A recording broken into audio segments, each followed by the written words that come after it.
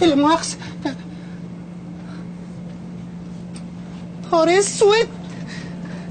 لا مؤاخذة. حصل خير. دي باينها هتبقى رحلة سنجاري على الآخر. لا مؤاخذة، انت بتغيري؟ حضرتك عايز حاجة؟ بيني وبينك حضرتك، أنا أول مرة أركب طيارة، فكنت بدور على السواق عايز أقعد جنبيه. إيه ده؟ أنت حضرتك عارف كابتن حسام؟ العميد؟ هو اللي بيسوق بينا هنا؟ عميد؟ لا حضرتك ده كابتن طيار مدني. هو اعتزل؟ أنا كنت عارف إنه بيدرب سموحة باين. طب اتفضل مكانك حضرتك، وبص حط حاجتك هنا. تعالى. ماشي. عنك ايه؟ عنك على السولة. اوبا. اتفضل. ماشي. النبي عسل. يعني النصيب بقى. نصيبنا.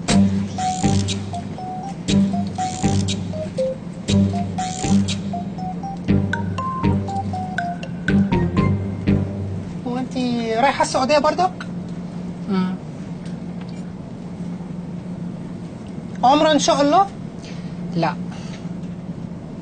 انا قلت كده برضه، والنبي قلت كده. لو سمحتي. نعم. شوفي الاستاذ. ايه؟ ما قاعد شوفي الاستاذ. ماله الاستاذ؟ حضرتك ممكن تذكرتك؟ هو حضرتك مين؟ الروم سيركس؟ مضيف الطيران. ماشي، اذا كان كده ماشي، بس مش اي حد معدي يقول لي هات التذكره واقوم مديها له. طب لو سمحت. انت مفكراني يعني راكب سفلقه؟ انا دافع. ماشي. قاطع تذكره. لا ده فيرست كلاس، انت مكانك في الايكونومي ورا. هو ايكونومي يعني ورا؟ وانا ما كنتش عارف. يلا اتفضل. لا مؤاخذة. اتفضل. طب اسبقيني حضرتك. اتفضل. لسه هجيب الساند باج بتاعتي. طب ماشي اتفضل. عسل.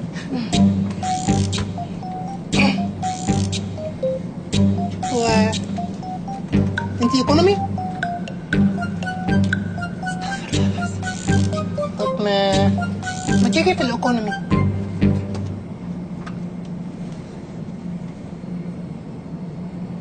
هو احنا طرنا؟ لا لسه.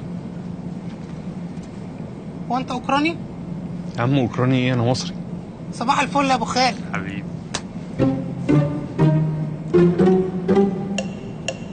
هو حضرتك جاسوس؟ يا عم جاسوس ايه، انت هتودينا في داهيه. بس يعني لا مؤاخذة، يعني مش منطقي كده، متناقض. يعني شعرك اصفر وبديل حصان وفي نفس الوقت بتتكلم مصري. يا عم ما انت برتقاني وشعرك مفلفل وبتتكلم مصري. تصدق معاك حق.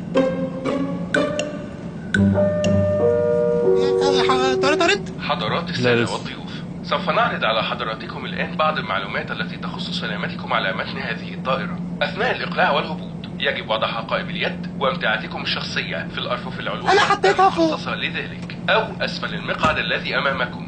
يجب أن تكون جميع المخارج والممرات خالية من جميع العواقب. يرجى غلق جميع التليفونات المحمولة أثناء الواد ده تليفونه مفتوح. يا عم ما أنا كنت بقفله.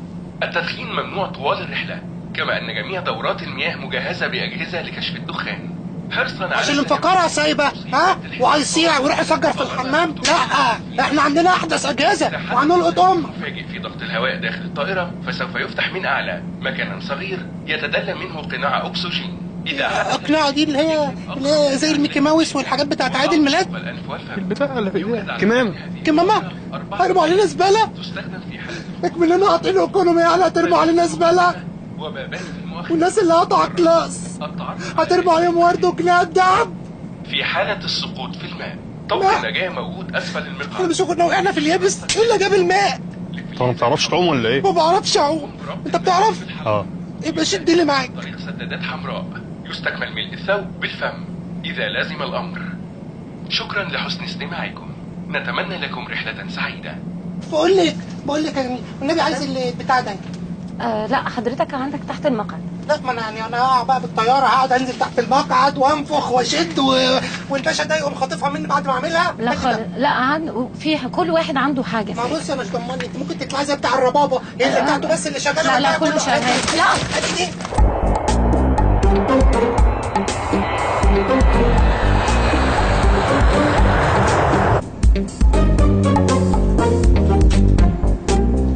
يسعد مساكي. اهلا وسهلا. حضرتك تحب تشرب حاجه؟ لو في حبه عرق سوس ساقعين يبقى رضا. لا للاسف مفيش. طب في دوم؟ لا برضو مفيش. ولا بندق؟ بندق مكسرات؟ لا، بندق اللي هو بالانجليزي سحلب. ما اصل احنا في القهاوي الشعبيه بنحب نقول الحاجه مش وش، عشان العيال بتوع مدارس اللغات والاجانب يتوهموا بينا. يعني مثلا القهوه الساده بنقول عليها سكتو. واحد عاوز شيشه يقول عليها تفاحه. واحد عاوز شويه كركديه بيقول عليه عايز عناب. واخد بالك؟ طب انتوا عندكم ايه هنا؟ شاي، قهوه، عصير. بس لا يا ماما، لا، لازم تطوروا من نفسكم. يعني لو حطيتوا هنا واحد مثلا بتاع غزل بنات هيدور، هتجيب رزقها. وفي ناس بتحب تحدك، ممكن تجيبوا لهم هنا واحد بتاع سمين. واخد بالك؟ والناس اللي بتجيلها حماو، الراجل ممكن يعمل لهم مثلا جبنه براميل وقرن فلفل مشطشط، يعني يحشي ويبيع. والحته ده ايه، ممكن تجيبوا مثلا مراجيح للاطفال، يبقى قسم للاطفال.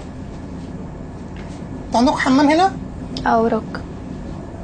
ماشي يا عسل، خدي عشان وقفتك الحلوه دي. ايه ده حضرتك؟ يا بنت ده رزق وجاي لك، ما تقطعيش. خدي يا بنت فقريه. يلا براحتك.